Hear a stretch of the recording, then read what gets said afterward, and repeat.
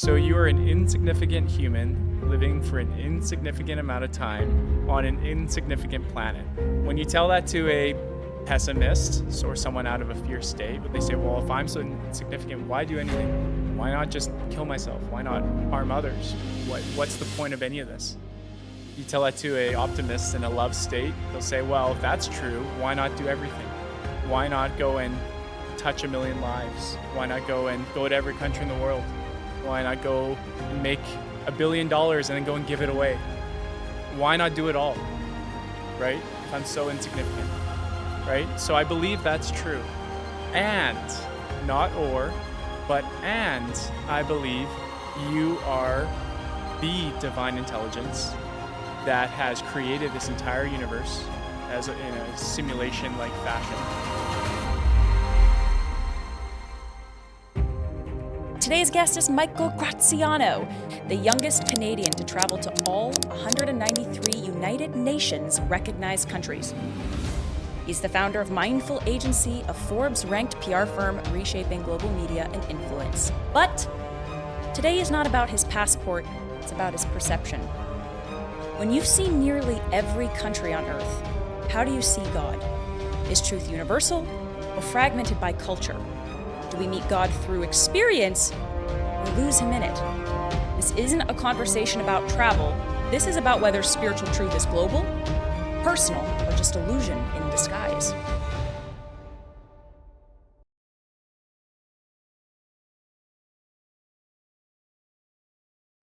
All right, everybody, welcome back to the Spiritual Debate Podcast. I'm V, and I'm really excited about today's guest. Hayden mentioned to me one day in the car, he's like, you gotta have Michael G with you because he is an unbelievable person that I feel like not a lot of people know too much about. At least I don't. And so I'm excited to learn not just a little bit about you, but some of your philosophies on life as well. So welcome to the podcast. Thanks for having me. I'm really excited. I want to start this podcast by speaking a little bit about what my stance is, and then I want to learn a little bit more about your origin story and what led you to the travels that you've had, but also some of the main philosophies you have about God. Sure. Let's debate. My stance is that there is only one God. In this realm, in this world of planet Earth we are living in, I believe that more culture is speaking the same language about who God is, just through different perceptions. But I believe that the more that we fragment our perception of who God is, the more distorted it becomes. So my stance is there's one God. Mm-hmm. So tell me a little bit about your journey of God and intersection of travel and exploration of multiple different cultures. I agree with you. I think there's only one God. I think every tradition, every religion has their own God-shaped hole inside of them. And there have been some spiritual figures and leaders, and some known to be true, and others not known to be if they have walked this earth or not. And I think it's a game of telephone over centuries, and people want to believe in something to give purpose to their life and to be in the good books in their passing and their transition. But I think we can dive into that, but I agree with you. There's only one God. Fascinating. So one thing that you mentioned was that through multiple different cultures, there seemed to be this connection between wanting to connect with something bigger, but then also maybe a little bit of fear, perhaps, of like what's on the other side and wanting to get on the good side of death incarnations. So can you walk me through a little bit about what you've learned about that?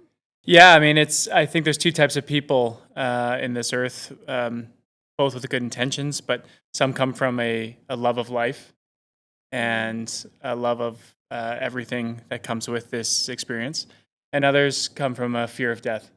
I think we choose between love and fear. I actually don't really believe in hate, that there are hateful people. I think there are people who are afraid and who do things out of that fear state.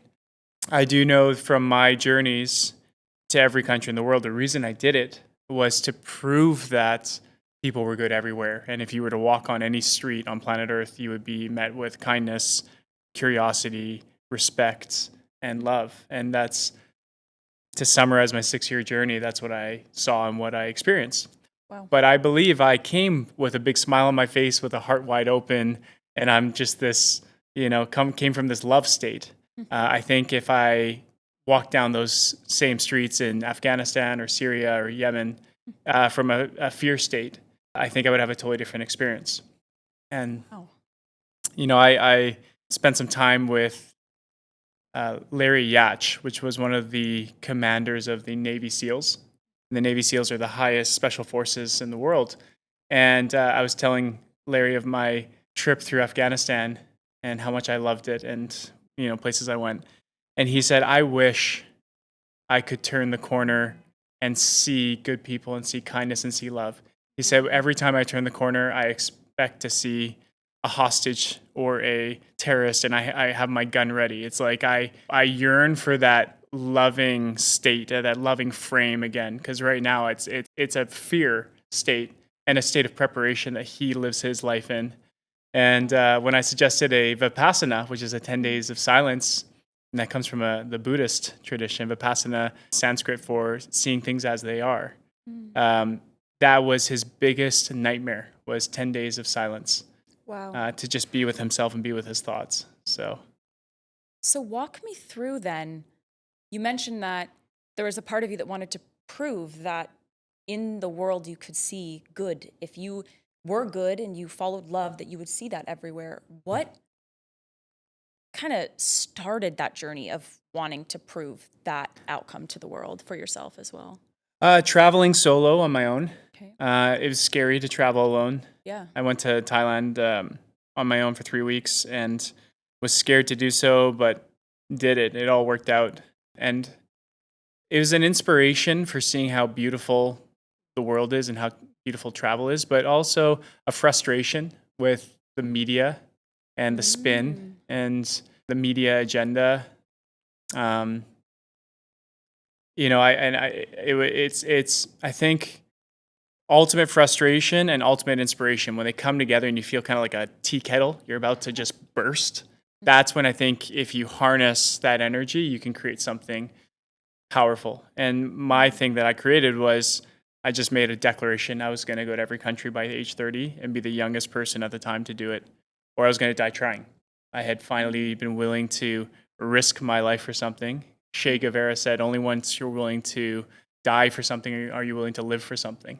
And in Think and Grow Rich, there's a chapter on burning the ship behind you. When the Spanish conqueror or Spanish commander had his severely outnumbered, he set fire to his own ships and told the soldiers, either we die here on the beach or we win. There's no escape. And they ended up winning that battle. So I thought, if I burn the ship behind me and either I do this or I cease to exist, then everything that comes in my way is an obstacle. And there's no way out. Because if I'm still breathing, then I'm still on my mission. Wow, I feel like we have very similar philosophies in the way that we pioneer our paths. And it's interesting, I'm curious about how your PR agency weaves into maybe some of the ways that the external world has perceived certain cultures and certain people, and how the travel leading you into PR, was there a connection point there for you? Yeah, so first of all, I didn't have the money, didn't have the resources, didn't have the connections. I had nothing. I was a 24-year-old broke kid trying to figure out how to budget this trip to every country. You know how expensive travel is. Of course. So I realized I had to become my own publicist, and I learned that, okay, well, if I can get the media to talk about me and get in the press, then I can go and get sponsorships and funding, and then I can go and use that money to hire a film crew to create the content. And then I get the free trip by simply matchmaking companies that need content and videographers who can produce content and, matchmaking them. So I did that for 6 years, and I got a $3 million trip totally paid for. And we got on Discovery Channel and GoPro and TripAdvisor, and I was good at what I did. And then I realized, actually, I finished my trip on March 1st, 2020. So Wow. 2 weeks before global lockdown. And interesting side story there, I was in Central Africa. Africa was far more expensive than I thought it was going to be. And it was 2019. I had run out of money. My film crew just left and kind of left me there. So we had run out of money for our team. We had run out of our resources. And I was so tired. And all my friends are like, what are you doing? Just go pack up and go home. Like, travel should be fun. Travel should be you should be enjoying yourself. Like, it shouldn't be that kind of chore. But I remember that promise I made to myself, do or die. And so I'm still breathing, so I got to keep going.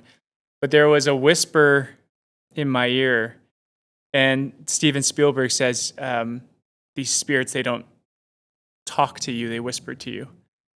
And there was a whisper saying, keep going. Mm. And I had that a couple times throughout my trip when I was in tears and broken down and just had nothing left.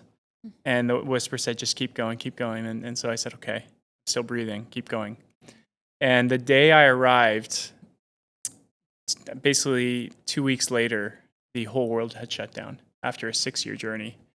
So it was time to perfection, and that little whisper, whatever that is up for discussion, but that was dead on. Wow.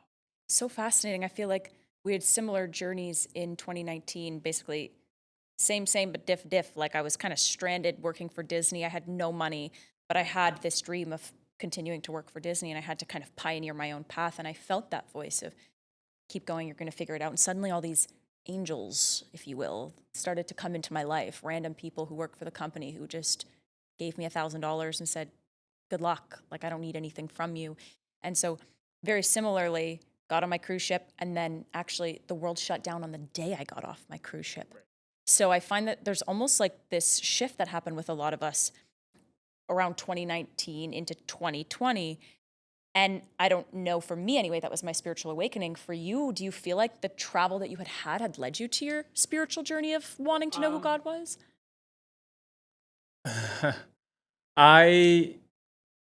Whether I wanted to see the fact that the world was a good place and there was a love state in everywhere I went, I don't know if that was a religious kind of mission or pilgrimage, or just a curiosity of mine, or my heart yearning for the truth and willing to risk my life for something. My spiritual journey, just actually to finish that, when I got home, COVID had hit, and so travel and tourism had shut down.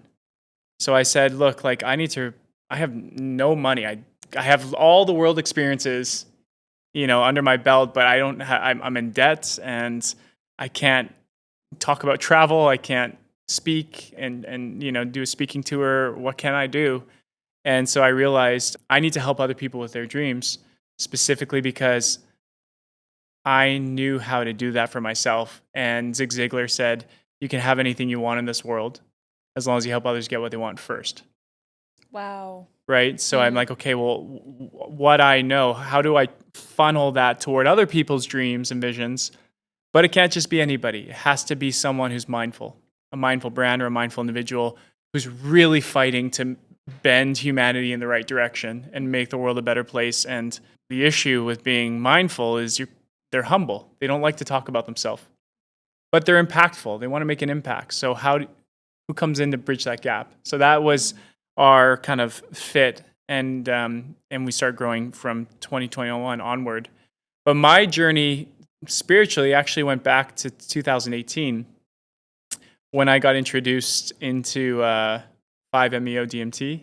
I don't know if you're familiar with it. No.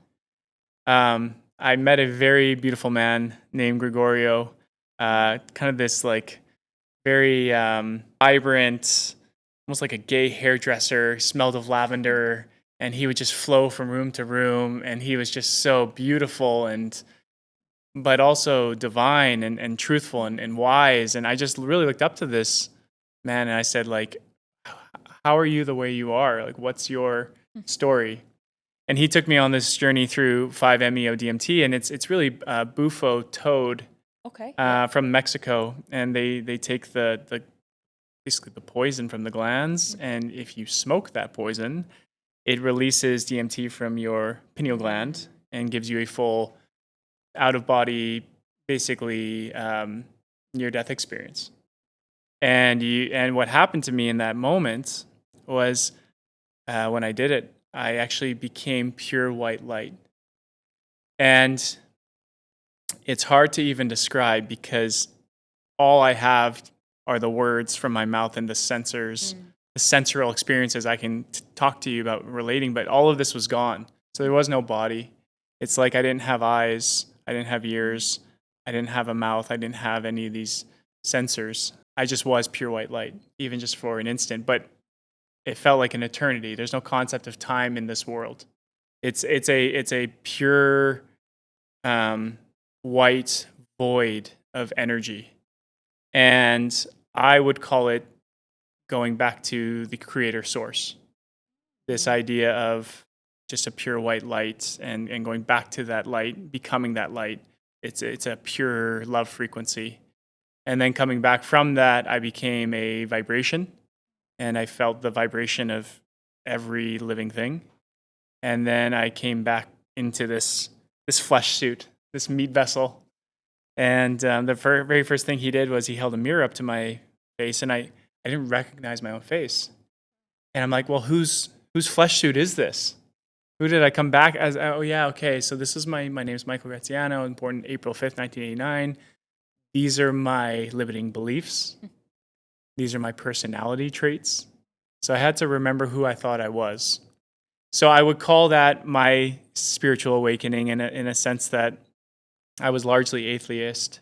I wasn't sure what God was. I wasn't sure what meditation was. I would say I was in a bit of a Zen state naturally, but for me, meditation didn't make sense. And, praying with my grandmother, who's Protestant, was just to kind of a family tradition. But in that moment, I knew without a doubt there is a higher source. And I believe when we transition, we go back to that source. Do you believe that it was necessary for you to come down back into those limiting beliefs and constructs? Or how do you move through the world? No, so that changed everything. Okay. So my shaman said it best. He said, life is a performance. You choose your character and you write your script. And there's another saying, the world is a stage, which I'm sure you relate to, right? So you choose your mask, you choose your script, and that changed everything. It was very liberating for me. I didn't know I could rewire and reframe myself down to the genetic level, basically. And everything is a performance and is the ego reframing itself. So I echo that, and I agree with that. I think personally, we get a bit lost in some of the ways that at least Western religion talks about God, the understanding that, there's this God that's going to determine our actions, and we're either going to heaven or we're going to hell. And if we choose this, then we go this way. We choose that and we go this way. In your experience of having traveled so much and have explored that, is that something that you noticed to be similar in some of the other places you traveled, or that feeling of absolute excavation into everything and nothing? Is that something that you noticed crossed borders, or did the division that we see in, our land here, does that translate or not? Yeah, I kind of went deep on all this stuff, the metaphysical, and I learned there's a duality everywhere we look. We have, good, evil, black and white. You have gravity and anti-gravity, right? Love and fear. Again, I don't use the word hate. I actually just say fear state and a love state. I really think it's as easy as a duality. And when you go down to quarks, there's they call them the pixels of reality. And when you pull a quark apart, if you take one quark and pull it apart, the energy needed to pull one quark apart creates two quarks. So I've been studying duality, and I found that down from the metaphysical level, all the way down to the atomic level, all the way to the universal level, you have duality. So on the atomic level, you have these things called quarks, and they are the smallest measurable pixel of reality. And in order for you to pull a quark apart, you create two new quarks. So there will never be a single quark. It's always a dual quark. That's on the most micro level. On the most macro level, you have gravity and anti-gravity. And many people believe the Big Bang is actually what they call a big crunch, where you have an explosion, which we all know and study, and that is the winding down of anti-gravity to the point that there's nowhere else for it to go, all the way down to the quark level. And then you have this mass explosion, which is gravity's turn to expand the universe out. And the universe is actually expanding and expanding faster. It's not slowing down. And once all the universe is expanded as far as infinitely it can go, and gravity has nowhere else to go, then anti-gravity comes back, and you have the winding up into this almost breathing like Wow. universe. And so we believe that there's not just the first Big Bang, this is probably the 8 billionth Big Bang, and that this is just repeating itself over and over again. So the reason I say all of this is that I believe life can be as binary as love and fear, black and white, good and evil, if you want to create more of a story to it. And I think it can be as simple as that. Now, going back to the question, is there one God? With this duality theory, there could potentially be two gods.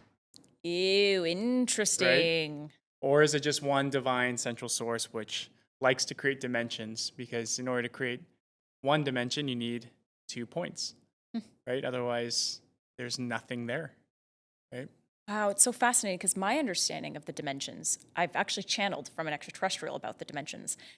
My understanding of the first dimension is that it's simply just absolute nothing. There's no perception until it becomes a second. So my understanding is that it's basically zero, and then zero, which is absolute nothing, is the first dimension. And it's only once it has a perception that it can truly even perceive that anything exists. So fascinating that you share that, because the ninth dimension, which is as far as I have traversed in my understanding, the ninth dimension is essentially the perception of the first dimension, but with total and complete everything. So to the point about it's like this, and then it comes out, and then it comes back in, if God is that, I guess, 0 point or the nothing, then it explodes into the everything, and then reverts back to nothing. Well, here's an idea. You could think of intelligence as this never-ending experiment of self-realization from the first ever 2 points all the way to where we are today. And basically, are atoms aware that they're inside of some subatomic particles? Are subatomic particles aware they're inside of cells? Are cells aware they're inside of multicellular organisms? Like you and I. Yeah. Are we aware that we are inside? Is that aware it's inside? Right? So, like, for example, a gut bacteria swimming around in our gut right now. It's looking for food. It's looking to procreate. It's looking to go and mate. It is pooping. It's running from predators. It is living an experience. And some people say that that's not conscious. I think it's very much conscious. It's just a more elementary level of consciousness. Agreed. Does it wonder if there's a higher level of consciousness? And is it aware that it's inside of us? And as we try and visualize what it's like to be a spirit or a higher intelligence or God, is like a gut bacteria trying to understand not only this vessel that we're in, but this experience we're having with each other. Think of the exponential complexity. And, with both a deeper understanding of artificial intelligence and where that's headed, but what Zach Bush is talking about is a deeper understanding of Mother Nature and how divinely intelligent that truly is. Yes. We understand that we are just a gut bacteria into something much, much larger that we can only try to understand the same way that gut bacteria could try to understand this experience.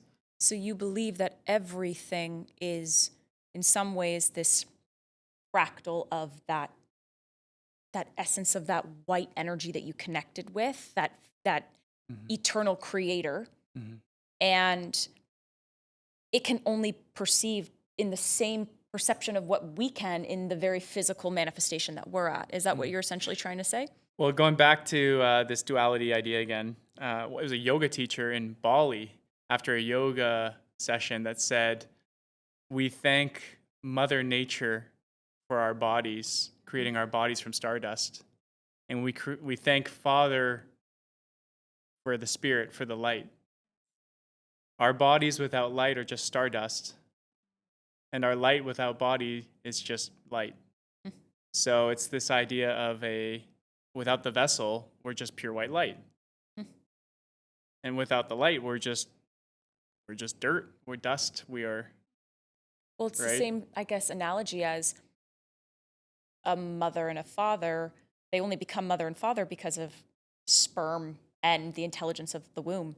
So there would be no creation without the creator having the sperm or the idea to create, and then without the womb itself, it would never be formed. And yet, there would be nothing to create unless creation was there and there was a creator. So I feel like in the same way, you're kind of speaking to exactly. You have that masculine feminine duality.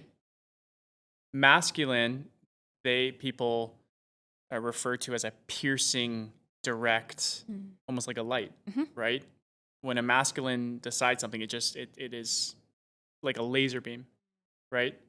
Feminine, people describe as a nourishing Mother Earth, right? A fluidity of material, almost like.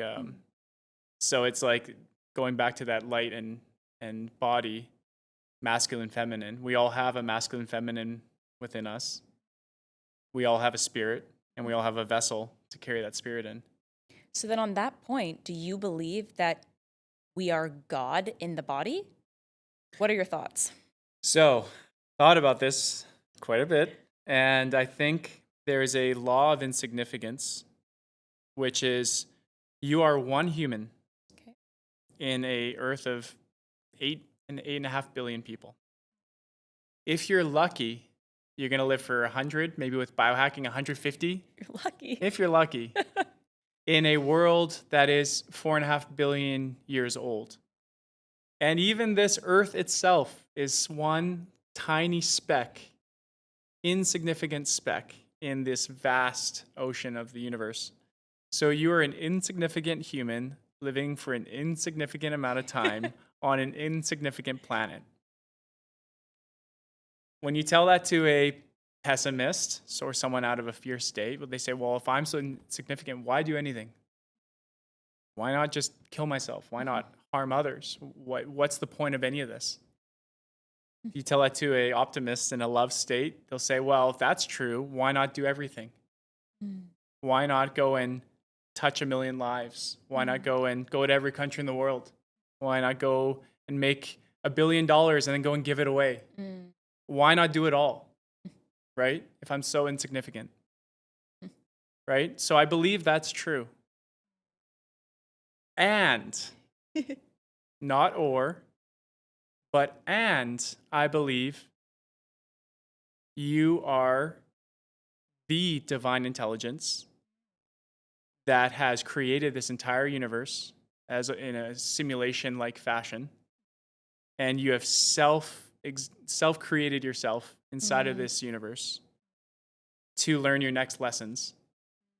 And this is all here for you to reach your highest potential and overcome that fear that you have within you and an experiment. And this might be your millionth time or your billionth time here.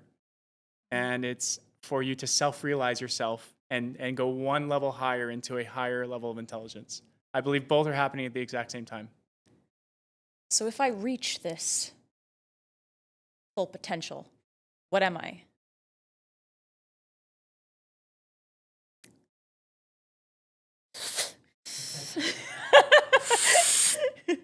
What are you? I think we're past labels at that point. Labels are for tin cans. So we just go back to that experience you had with the gay man who just had that exuberance for life, and you go back to that same place. We all go to Gregorio state. The state of Gregorio, we call it. So ultimately, I guess we come back to nothing and everything. It's just like the universe. We go down to a speck where there's nowhere else to go, and then we explode outward until there's nowhere else to go, and then we come back to the speck. Maybe in this never-ending unfolding of intelligence, we realize everything only to go back to that first cell, right? Maybe it goes back to that first cell or that first new quark in a new realized world or in a new realized intelligence, right? Maybe we're packing up the game to play it again with a little bit more of an understanding. And every time we're becoming a little bit more of that divine intelligence, it's like I like to say we're kind of entering like a new room. And in that new room, it might look the same, but we feel different when we're approaching it. So the way we navigate it and perceive it is different. And maybe that's like the different dimensions that we're kind of climbing. We're opening them up and seeing them from maybe they look the same, but from a completely different level of perception. Yeah, if you look at evolution on Earth, there's actually been 6 great extinctions on planet Earth. Wow. Yeah, if you look it up, the world was all water, and then it was all ice, and then it was all fire, and then an asteroid hit, and it was all smoke, and just every possible thing that could have tried to exterminate all life. I feel like this divine intelligence creates as much variety as possible, preparing for this next great catastrophe. They say the 7th extinction is going to be the first ever self-made extinction, and that humans we are the extinction of extinctions. I mean, we put the asteroid to shame in terms of the extermination we are doing on this planet Earth, but every time, sometimes all it takes is one species to make it through this tree of life, and then it expands into a much more diverse kind of like array of different things. If you look at the tree of life over time and compare the tree of life of all species to a simulation of every possible move in a chess game, right? So tic-tac-toe, there's only 14,000 moves. Checkers, I think there's 21, 30 million. Chess, there's 50 million. Go, there's a billion. So what you notice is as the game board gets bigger, there's more variation. So it's the same kind of idea with different species and life forms taking shape and preparing for the next extinction while also realizing its full divine intelligence. So in your understanding then, where does God weave into these different extinctions? Do you believe that it was God that created these extinctions? Do you believe that God is kind of allowing us to play this intricate game of self-harm through fear, thus creating this manifestation? Like, where is God's hand in your perception here? I think it's dangerous to say God doesn't want things to die and doesn't want things to go extinct. I think it's not the full picture. I think a divine intelligence doesn't care what happens. Interesting. I think you're talking about a human intention Behind something that much you larger. just want good for other people. And Yes. I know that intention very well, but I think as you enter higher dimensions and higher levels of intelligence, you prepare for all scenarios. Like, for example, your 9th dimension is all simulations of all universes happening at all points of time all at once. Yes. So there's going to be some bad shit that happens in that. Absolutely. In this multiverse theory or in this in 9th dimension theory, that's like there's good shit and there's bad shit. And there's always the duality. So don't take it personally. You heard it here.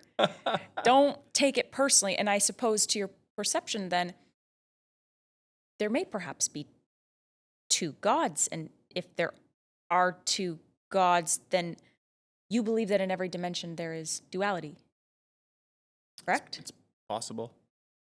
So if in every dimension there is duality, then would God's hand be then to allow that very duality to always orchestrate? Because my understanding is that there is a organic timeline for Earth. And I believe that through fear, through evil, through free will created fear, once again creates this, I guess, if you will, this perception of evil or the different game that we're seeing that is playing out as nefariousness. But I don't believe that that is God's hand. I believe God is allowing that hand to play its role because it serves potentially the catalyzation of this organic timeline in the same way that the hardships of our lives allow us to reconcile with how we want to move forward in more benevolent ways. But I believe that there's an inorganic timeline that is happening and there is an organic timeline. And I believe the organic timeline, perhaps it could have duality, but I still believe that there is an original intention and template for Earth that has become very distorted. And I believe that at least the reason that we're here on Earth right now at this time is to try to bring harmony to that extreme that we see happening on Earth. And so I'm curious your perceptions on that. Yeah. Have you ever studied Dr. Emoto and No, read his no. book, Messages from Water? No, that sounds fascinating. No. though. Have you ever heard of water crystals? No, I haven't. Have you? You have, No. Hayden? Okay. So there's an interesting experiment where when you set intention onto water and freeze it, it will form crystals. And if you send it a love frequency, which is a high frequency, so you take all the frequencies from 0 hertz to, I don't know, X thousand, 5,000 hertz, they pair each frequency with emotion. So if I were to hate on the water and yell at it and scream at it and tell it how much I hate it and I'm angry at it, then it would freeze and form a very distorted, simplified shape. But if I were to pray love onto it, and actually the highest possible frequency is love and gratitude, because love is the ability to give and gratitude is the ability to receive. So it makes it full circle. Yes. So if you give it love and gratitude, you would be the highest frequency. And these shapes are very beautiful and complex and very elegant and almost like a very beautiful snowflake. So you can actually look at the different frequencies. And this doesn't just work with water, it works with plants. I was gonna ask Right. So about if plants. you're yelling at a plant and throwing hate and fear and shame onto the plant, it will die. And the praise plant will grow. And the ignored plant always shrinks. It shrinks in size. And I always say for reference, how do you feel when you're at a party and you're being ignored? People just don't recognize you. You literally feel yourself shrinking. I mean, keep in mind, we're 80% water. I did this experiment at Mindful where we had about 40 of our staff all cook rice, and we put them in 3 jars: love rice, hate rice, and ignore rice. We all did the experiment for 3 weeks, and we all got the exact same result. The hate rice, black, green, red. Sometimes it looked like blood. There was fungus, there was mold, it looked disgusting. Love rice, edible. Maybe a little patch of yellow here and there, but for the most part, pure white rice. Exactly the way it was 3 weeks later.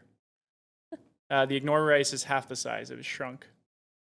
Wow. So this goes back to the measurement problem in quantum physics, where if you look at protons being fired through the double slits, they go where they were supposed to go. But when you look away, they go everywhere. Right? And so no one can really explain that. Albert Einstein called it spooky. You know, that and entanglement, where one proton becomes positive, the other one across the universe will become negative instantly in that time. And they're wondering how they can communicate. Wow. So when you start to go into this type of stuff, you realize how powerful your intentions are onto everyone and everything. I think this is the aura that we see with people, or the energy people create that they ignite us and expand us, or does it deflate us and drain us, right? And I think this is all happening. We're all, kind of all vibrating at different frequencies. If we were to look at ourselves in the 4th dimension without a concept of time, I think we're all just kind of vibrating like slugs going around the earth, And if you take 2 pitchforks, like a 430 hertz and a 512 hertz, and you play them next to each other with a ping pong ball, nothing will happen. But if you take 2 512 pitchforks and play them next to each other, the ball starts moving. So what happens is when frequencies match each other, it's an exponential wave outward. And I think the same thing happens with us humans and all living things. So to break it down, what you focus on, you become, essentially. And you want to keep your intention focused on the frequency you want to harmonize with, and therefore that is what you will experience. The energy you emit is what you attract, right? So if you're not happy with your friends and you're not happy with your life, you need to go and look in the mirror. And I know that's a tough pill to swallow for a lot of people, but you need to look at what you're emitting, right? And you can change that. You can change it through habit. We're creatures of habit. 66 days of anything, and you rewire your neuroplasticity in your brain. You can change anything by just setting the intention and following through with consistent habits. And then that introduces this whole idea of the self-fulfilling prophecy, which I am a product of and study every day in marketing. And it's like this whole fake it till you make it. I never really like that quote. I prefer be it until you become it, right? Decide the frequency you want to get to and start vibing at that frequency today. Yes. And you will naturally start finding your frequency. I love that you said fake it until you make it, because that's actually been some of the biggest shadow work I've had to do as a previous performer. The bottoms of my feet didn't know how to tap, but I had the biggest smile on my face, and I was hoping that nobody could tell I didn't know what I was doing. And at that time of my career, it was supportive. But now in my life, I want to be it until I see it, instead of fake it until I make it. Love it. Completely different, because one feels like I'm not good enough until, or I have to, I'm flawed in some way. Yeah, it's the idea of faking. Yes. Faking is like something you're not and pretending you are. But this is not how physics works. How physics works is you just decide what frequency you want to play at and then start humming and vibing at that frequency. There's nothing fake about that. You're as real as it gets when it comes to that pitchfork that you chose to become. Yes. You're vibing at that place. It may not be right away, and there may have to be some shadow work and some cleansing. Yes. An experiment I really like is when you take some oil and put it into, you take a sponge and dip it into water. It's still just this beautiful sponge. Take a sponge and dip it into oil. It is goopy and it is black and it can't breathe. And when you dip it in water, it's still black and goopy. And you need to dip it in water 1,000 times for it to be this beautiful sponge again. Such is the work you need to do to be vibing at the level you want. It's constant repetition. It's constant habit. It's consistency. It's patience and discipline.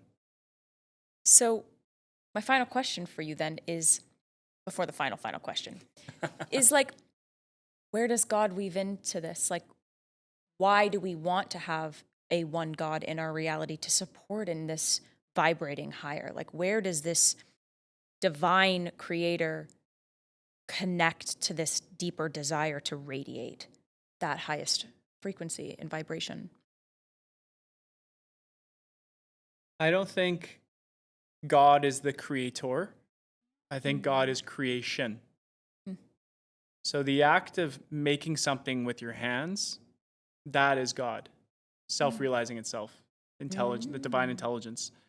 When you are creating a baby, that is God. And notice there's pain in every creation, whether that's growing pains of a child growing or birth, whether that's you working out your muscles, there's a lot of pain, right? Or becoming the best at anything is a lot of pain and persistence. So pain is almost like a fertilizer for God to come and act through creation. I think this divine intelligence would be at its maximum divinity when we have created all there is to create. And actually, it goes back to the Circle of Life, one of my favorite songs that I'm playing on repeat for my 3-month-old. And one of the quotes is, "There's more to see than can ever be seen, more to do than can ever be done." And animals big and small, we all move in the circle of life. And so I think if you want to show respect to this intelligence, you need to endure the pain to create all the things that are channeling through you. And that is the purpose. That's why we're here. What is one thing that keeps you up at night right now about life, God, and your creation? I just feel called to ask you, what is keeping you up at night? That's a great question. That's not your 3-month-old. Well, yeah, I mean, that's one creation that is keeping me up. It's actually interesting you mentioned that, because I am going through tired state. And I am going through a pain right now where I feel like I'm not creating to the level I should be.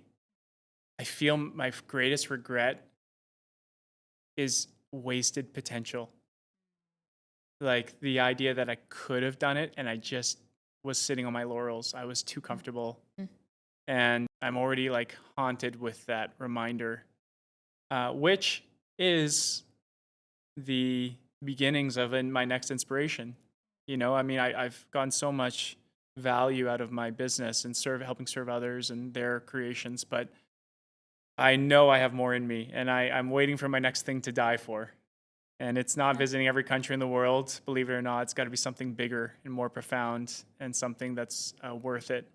It has to be a prolonged journey because I have ADHD. I have shiny object syndrome. And so every year it's something new. So I need something long-term, maybe a 10-year goal that will put my ambitions to rest. And I have just one thing I can go toward. And I'm finding that thing. And what I'm feeling right now is this fear. It's a fear state. It's a fear of regret, of untapped or unused potential. And that is what's keeping me up at night. And there's not much you can do about it when you're not sleeping to begin with a 3-month-old. And you got to be there and present for this new child coming to earth and this incredible mother who had just bared this child. So I've gone to the bottom of the family chain, and I need to just hold space for them. But that is something that's a ringing in my ears. Well, I'm excited to see what that is. When that time comes, I'm excited for those of you who've listened this entire time, I am so excited to see what that is going to be, because that is going to be a beautiful creation from creation itself. I knew that I wanted to have you on the podcast because I just think you're an extraordinary human being, and people get to taste and touch just a small fraction of who you are. And I'm really thankful that I got to have the honor of having you here just to pick apart a little bit of what makes you you. You know, to be the youngest Canadian to travel to every country in the world is extraordinary, but who you've become is unbelievably more. So thank you for coming to the Spiritual Debate podcast. I suppose this debate was more of two ding resonant. So maybe not necessarily your debate. We just need a pong. We'll duke it out next time. Okay, next time we'll duke it out. I appreciate you creating this. I think these ideas do need to be discussed and debated, and I think it's really inspiring to watch what you've created here in this space you've opened up. So thank you for having me early, and I'm excited to see where this goes. Well, thanks for coming, Michael. So I guess the answer to today's debate is there one God? We both agree that there's one God. Now the question becomes, do you believe there's one God? Or two. Or two. See you then.